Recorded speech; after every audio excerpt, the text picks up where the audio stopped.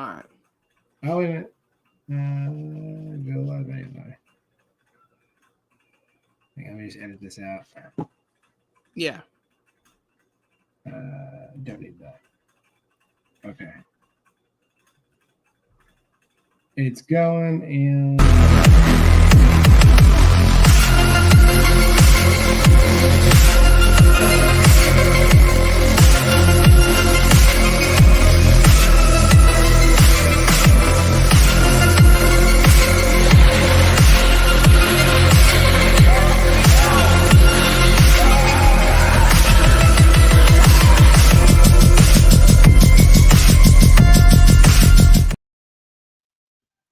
What's going on, everybody? It is October 8th. It is the second week in October, sort of.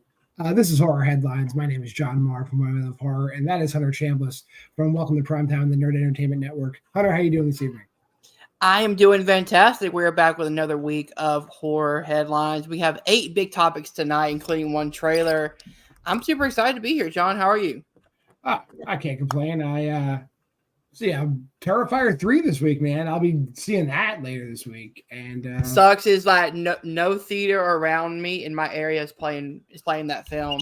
I want to wait for it to come on Screenbox. You gotta move. No, probably. You gotta move. Have to move to a bigger city. Every theater here is doing like double features, like Terrifier 2, Terrifier 3. Oh, dude, so awesome. Yeah. But I'm just gonna. I mean, that's too much of a time block for me. I'm just gonna jump into Terrifier 3. I'll be okay. Mm-hmm. But this is definitely the week. It's gonna be a big week as we get into the bulk of October. Anyway, what's our first topic of the evening? All right, so this is from bloodydisgusting.com. Speaking of Terrifier 3, an eyewitness account of 2 people passing out at a theater in Australia.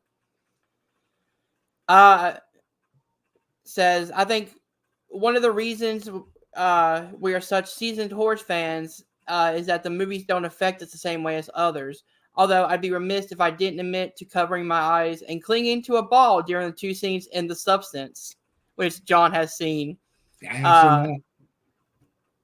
When we released Terrifier 2 back in theaters in 2022, it was an unrated special event release, which meant a limited run whose target audience were fans of Terrifier and hardcore horror films. None of us even thought for a second that the insanely gory slasher sequel would cause viewers to pass out and vomit. This caught us all off guard. After the media lit the fuse, it became a challenge for the average moviegoer to see if they could handle the stomach-churning ultra-violence that many of us are accustomed to. This was pure and authentic. We had photos from theater lobbies, shots of vomit on the theater floors, and witness testimonies to corroborate the reports. Yes, shots of vomit. That's a hell of a sentence right there. This brings us to Terrifier 3, this time opening in theaters nationwide on October 11th. While Terrifier 2 caught a lot of people off guard before T2, it was unheard of to see an unrated horror movie getting a wide release. This time, people know what to expect. Still, Damien Leone's latest slasher is so poignant that it knocked people on their asses on a global scale. Last week, 9 people walked out of the UK premiere before the opening sequence, and 1 person was confirmed to have vomited. In France, minors under 18 years of age have been banned from seeing the film in theaters entirely. Now there are reports of screening in Perth, Australia, at the Igloo Cinemas that 2 people passed out and fell down the stairs. One of those eyewitnesses' account comes from the extremely credible Rotten Tomatoes approved critic Emma Wolf, who saw it happen before her own eyes. She said, I had to get security twice. 1 viewer left at the start of the film, 1 at the end, Emma told Damien Leone in an email statement. They both fainted trying to leave the film, running down the stairs. I spoke to them directly. They are okay. The girl who fell at the end got a head wound from falling down the stairs, but I checked on her afterwards, and she had staff and her friends with her. I was a witness who got up both times to help them. I've never seen this before. So, John, thoughts on people just passing out and like causing themselves concussions at Terrifier 3? I mean, that's kind of the high praise that Damien Leone wants, right? Mm-hmm. That's only great publicity for this movie. I mean, I saw The Substance. People walked out of The Substance when I was in there. And I don't think necessarily that was the intent of the substance, but I do think Damien Leone does make movies with the hopes that people will like get offended and walk out. So mission accomplished. I don't know how the theater I signed up for to get tickets. It's not fully sold out yet, but it looks pretty packed. But I think if you're going to see Terrifier 3, you know what's up. Unless somebody's pranking you, you know what's up. Like you're going there on purpose. Right? You're going there on purpose. So it's going to be hard to probably gross out, make people pass out, make people throw up, who have gone through Terrifier and Terrifier 2 and now fully know what's going on. It's going to be very difficult. Yeah. This is, as you said, this is the type of marketing that is going to make Terrifier 3 a huge success. Because in Terrifier 2, as you said in this report, it became a dare. Like, can you finish Terrifier 2 without passing out, vomiting, whatever? So now you get the exact same thing, but on a bigger scale because this is going to be, a wide release film. Interesting part is that they said that 2 people left during the opening scene. So that means the opening scene is something so gruesome that the very beginning of the movie they left. I find that if somebody leaves during the opening scene of a movie, they didn't understand what they signed up for. Like if a movie starts and like within 5 minutes you're walking out, you are in the wrong theater. Like that, nobody that's trying to see Terrifier is walking out in the first 5 minutes. Like you're not going to just forfeit your spot. It doesn't seem legit to me. I don't know. I can see people doing that. Like I don't. Imagine this: you sit through Terrifier. You sit through Terrifier 2. You're cool. You buy your tickets for Terrifier 3, and it's so extreme you leave in the first 5 minutes. Like, A, you're a horrible fan, or B, this movie is like the Antichrist. I don't know. Like the one thing that I can think of that like makes somebody leave, even knowing what movie they're going into, is if the first 5-10 minutes Art the Clown is just slaughtering a child. I can see them. I think a lot of people understand that that's always been on the table. That always could be a possibility. So I don't know. Yeah, but I'll see depending on how it's done. Depending on how it's done, it could make someone feel uncomfortable enough. That it's like a Make-A-Wish kid, and he thinks it's John Cena. It's not John Cena. It's Art the Clown. He kills the Make-A-Wish kid. Like, sure, I guess people. Oh my god! Don't give him ideas. Terrifier 4 is going to start off with that exact same scene. I want to see Art the Clown come out with the spinning U.S. title, the whole thing, and he puts the kid's face in it. Yeah, that'd be good. Gives him an AA. Yeah. There you go, Damien Leone. Put that for the next movie. Yeah. All right. Are you ready for the next topic? I'm ready for the next one. All right. Again, from BladeDiscussing.com. David F. Sandberg's Until Dawn movie wrapped filming over the weekend. In the wake of the remake's release, supermassive hit video game Until Dawn is heading to the big screen with a horror adaptation from director David F. Sandberg, Lights Out, and Bell Creations, and Shazam. And we learned that filming is wrapped over the weekend. We made it until dawn. Hold on one second. We made it until dawn, Damien Leone says. Hold on. My thing does not want to work. Give me 1 second.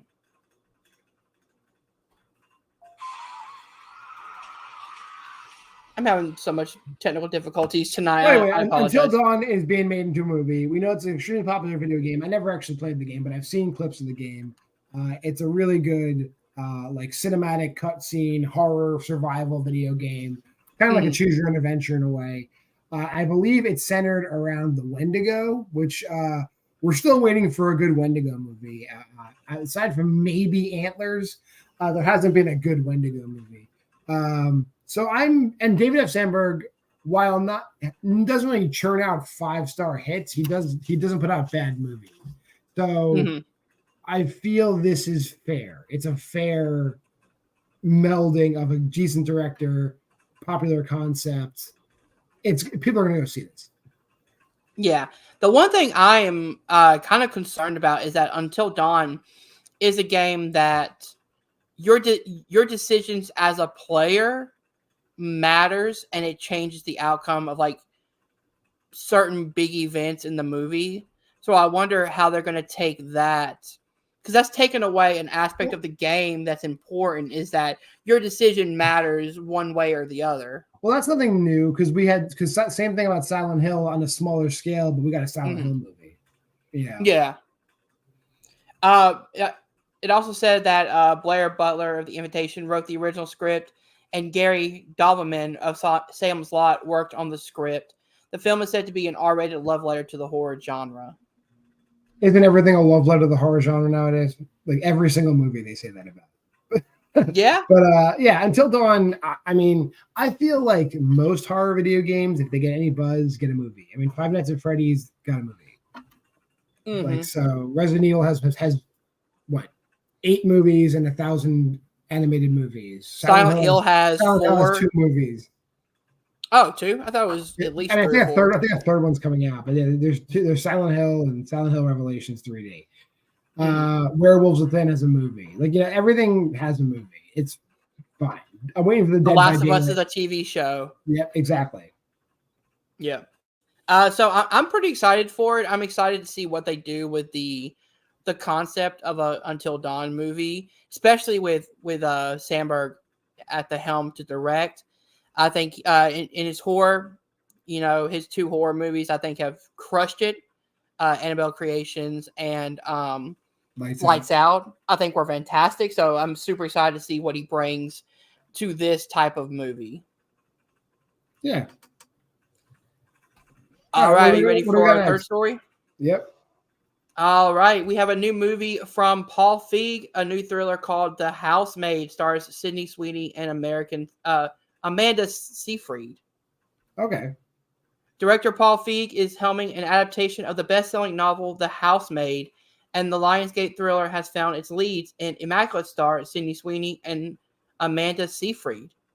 The screenplay is by The Boys scribe Rebecca Sonnenschein, based on the hit novel by Frida McFadden.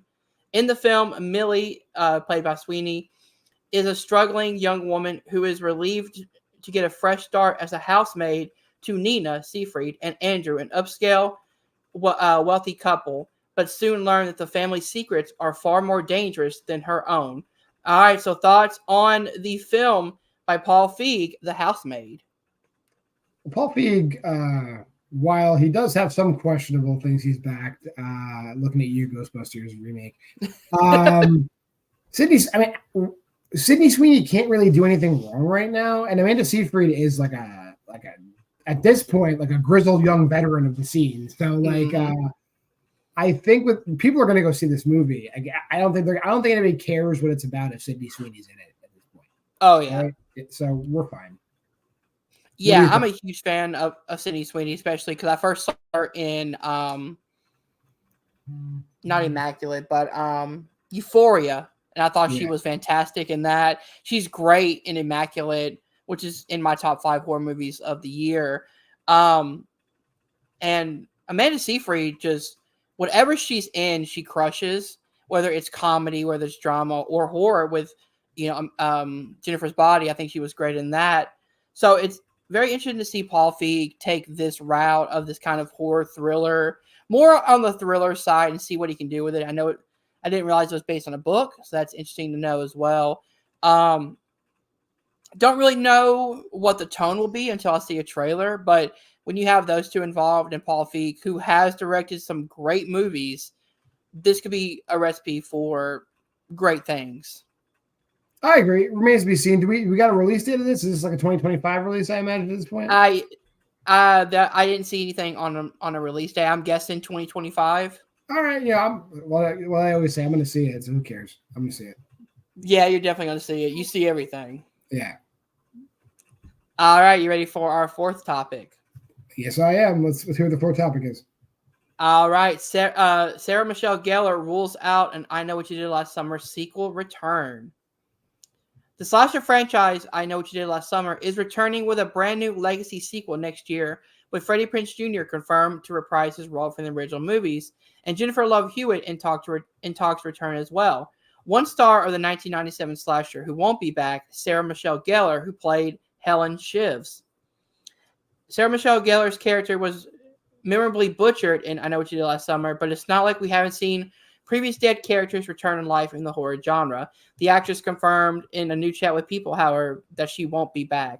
I am dead, she said. Flat Out responded to the outlet when asked if she'd be back in the next year's franchise reboot. That doesn't mean she won't contribute to the project behind the scenes. However, the actress tells People, my best friend, Jennifer Caitlin Robinson, is directing it. So we joke that I have an unofficial job, which I am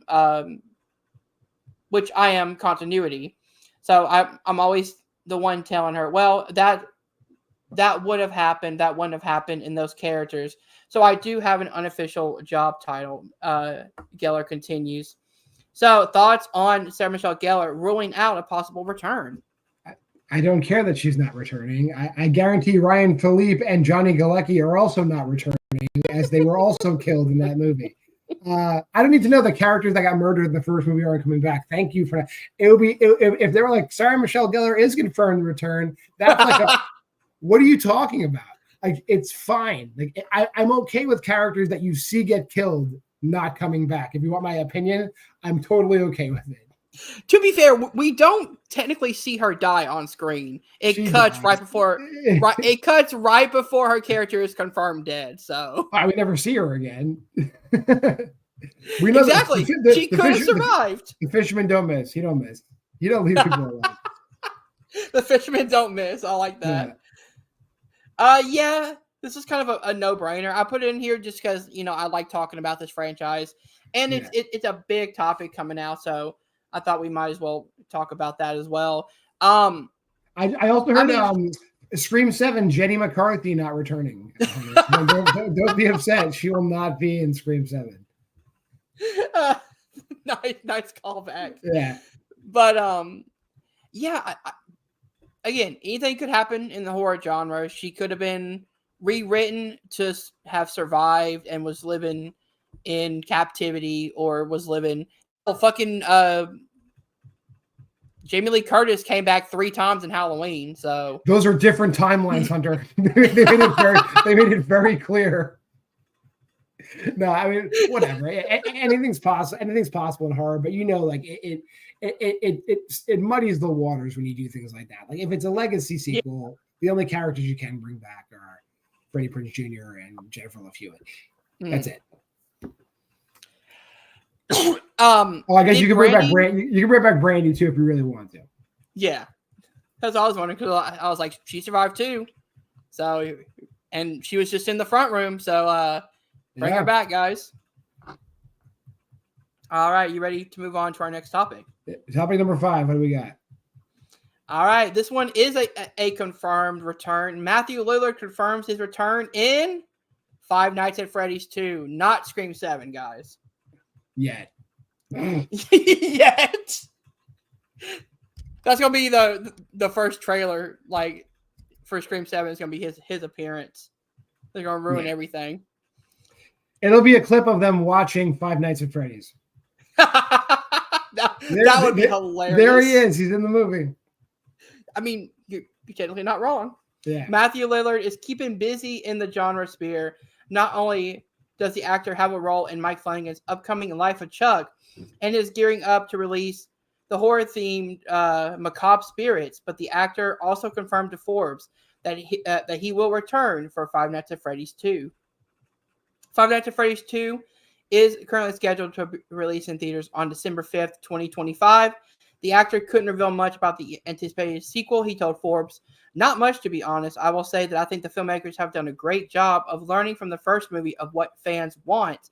And I think they're given a lot more of that. It's going to be more exciting, and I think it's going to have more action. It's going to have a lot of character development stuff. It's hard to kiss around it. I think the story ends and the movie ends in a really exciting way." So, thoughts on Matthew Lillard confirming his return in Five Nights at Freddy's 2? Not much of a surprise. I mean, not that I'm spoiling Five Nights at Freddy's, but there is a mid-credit sequence where you see that he is still alive. So I think they were teasing that Ashton was coming back. Plus, he is the cornerstone of the lore of Five Nights at Freddy's in the video games. Like, he survives like the mauling of like being in the spring lock suit. So yeah, That makes sense to me. I like it when things make sense, Hunter. So he better have come back. Yeah, he always comes back, John. He always comes back. What do you think? Yeah, this kind of made sense to me as somebody who I've never played the games, but I watch a lot of the game theory lore videos on Five Nights at Freddy's. Yeah. Shout out to Game Theory. I know that William Afton does come back multiple times, and that he is pretty much the main villain throughout the majority of the series.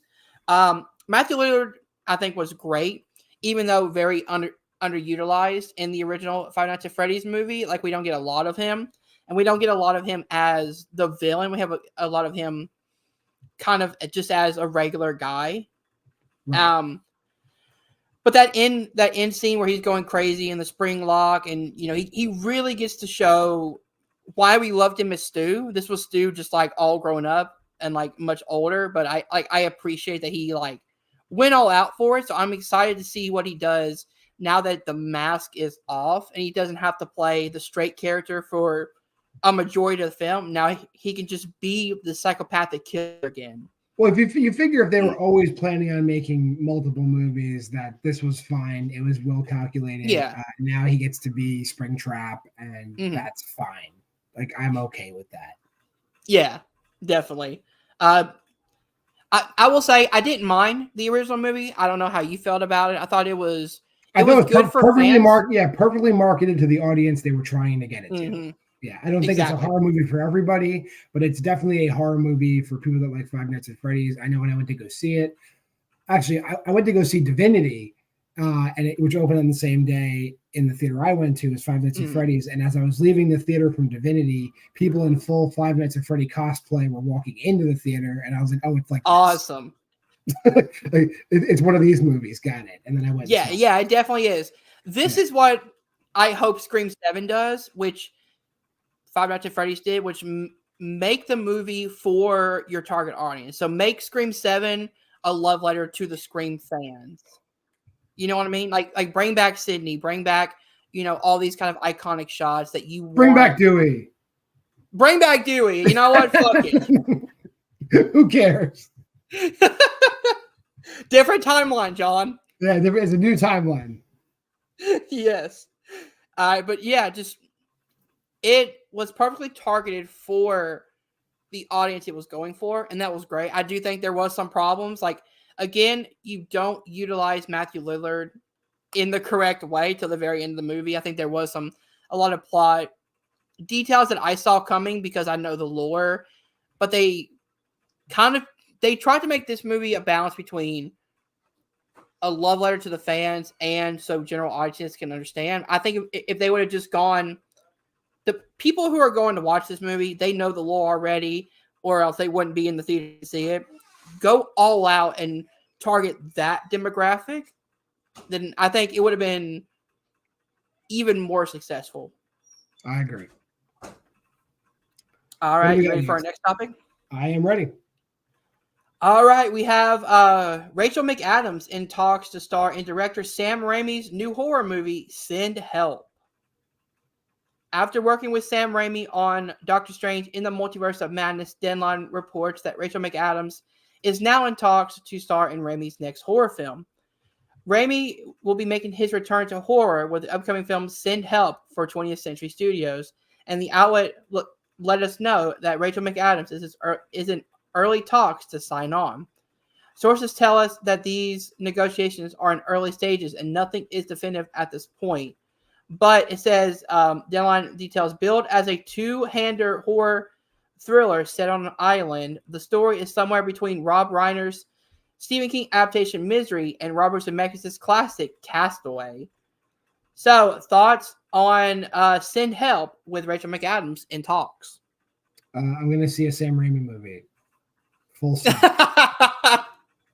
I think, granted, we're not in the old school, like fly by bootstraps, 80s, late 70s, early 80s Sam Raimi. He's definitely become like a big name. He, gave us a bunch of Spider-Man movies and a Doctor Strange movie.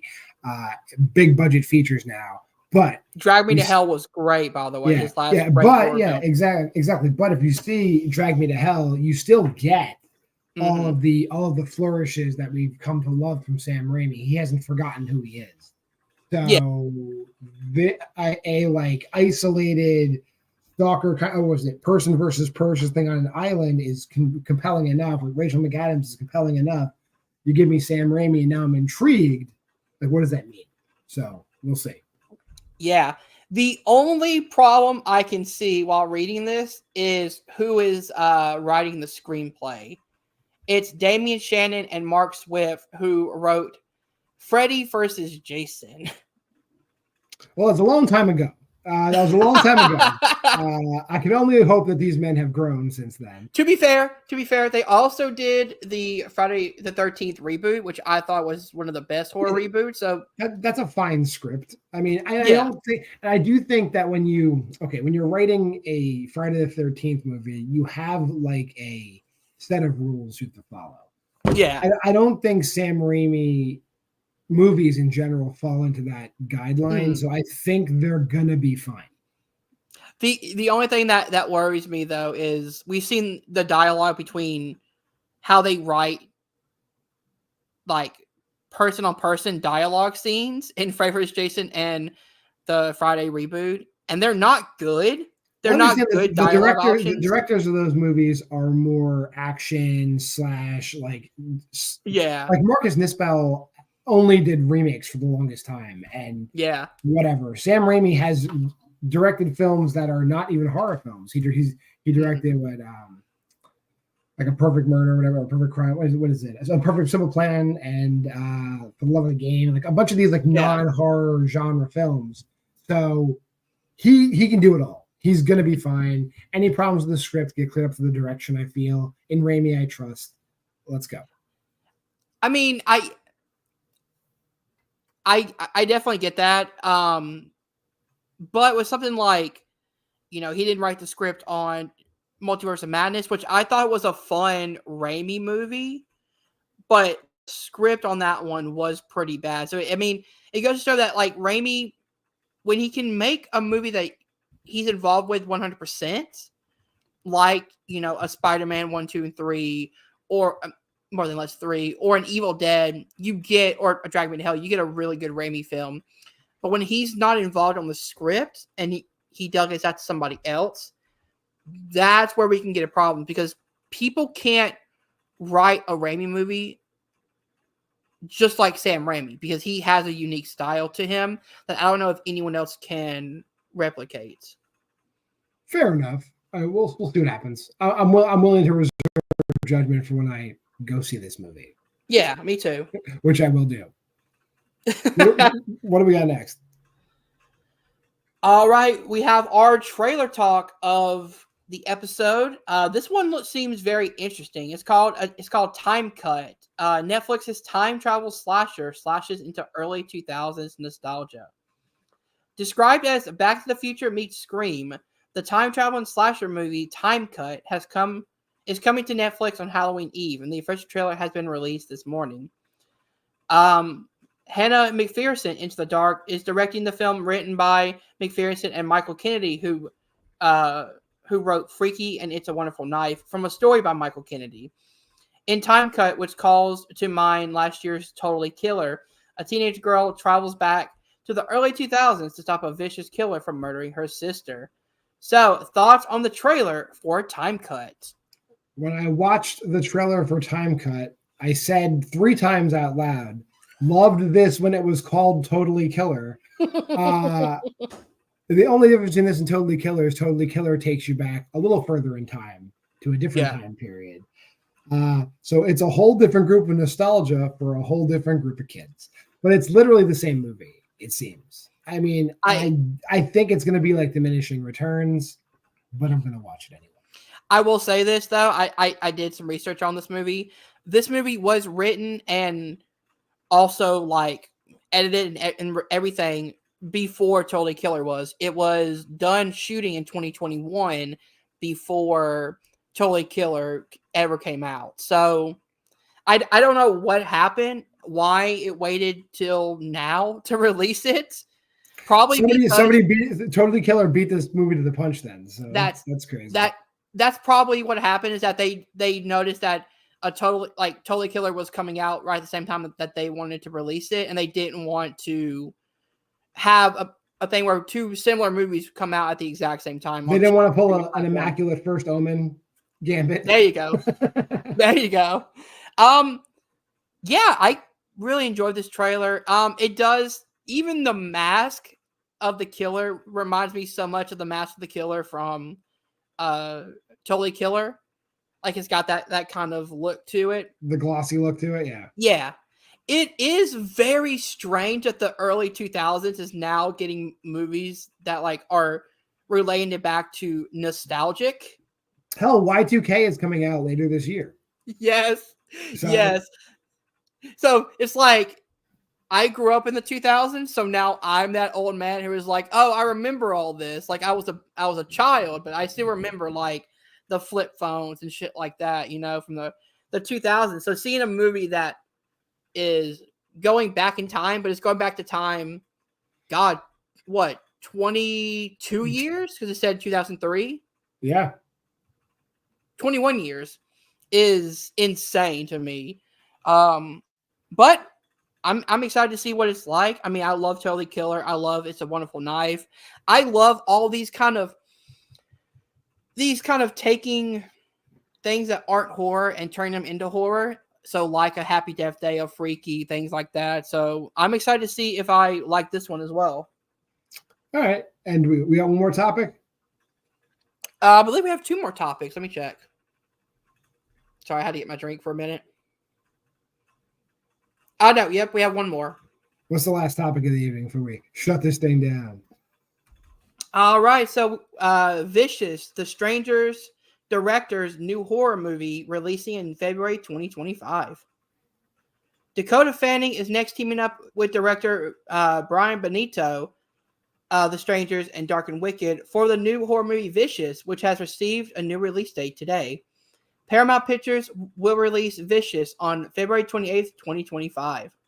The plot follows a young woman who must spend the night fighting for her existence as she slips down a disturbing rabbit hole contained inside a mysterious gift from a late-night visitor. Thoughts on Brian Bertino's Vicious? Brian Bertino's a good director. I don't have any issue with Brian Bertino. I don't think he's put out anything bad. He did that. He did The Strangers, obviously. Did The Monster. I like his movies. So, and while Dakota Fanning hasn't picked 100% winners, she's in mostly winners. So I'm willing to roll the dice on Vicious. What about you? Yeah, I am too. I think she was great in The Watchers. Dakota Fanning was. I'm going to give it a so-so, but okay. A so-so? I'm going to give that a so-so.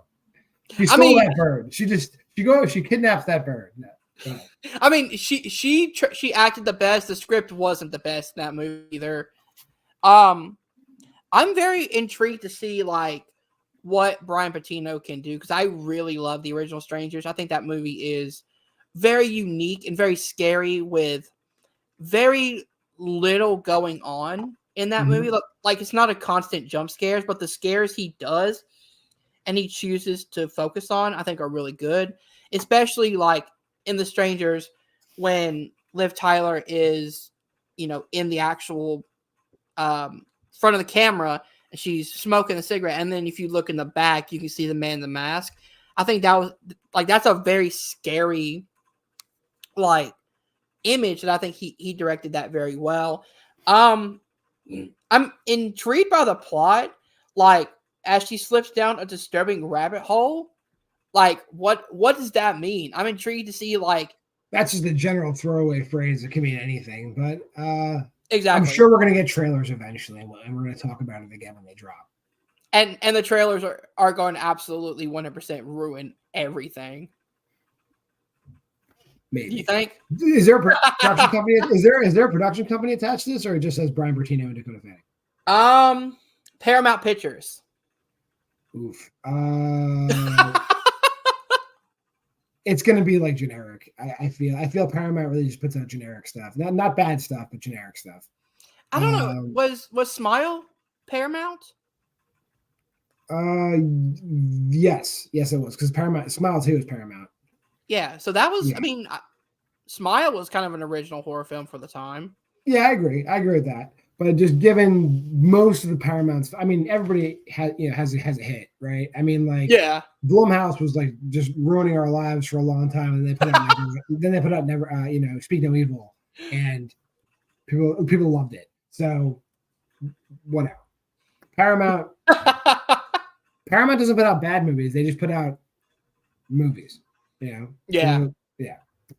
Like I always go back like Significant Other. I'm like, all right, that was a movie. Stuff like that. Yeah, I mean, there's not really a lot to talk about in this one. I mean, I like Brian Patino. I like Dakota Fanning. I think she's a great actress. I'm excited to see this one. But that's all 8 topics, John. All right, well, that's all we got for this week. Hunter, tell the people where they can find you and if they want to see more stuff. All right, so if you guys want to see more, subscribe to Welcome to Prime Time, which is the channel you're on right now. If you're watching it on my YouTube channel, we are doing the 61 days of Prime Time, which is 6 movies in every decade from the 30s to the 2020s, from September to the end of October. Then we are talking a live stream of Hocus Pocus and the original Halloween movie. So go ahead and check that one out as well. All right. And of course, you can check me out on Why We Love Horror, new content every weekday. But until next time, this has been Horror Headlines. We'll see you again on the 15th with everything that happens between now and then. Hunter, why don't you hit with that outro? All right. Remember, stay scared.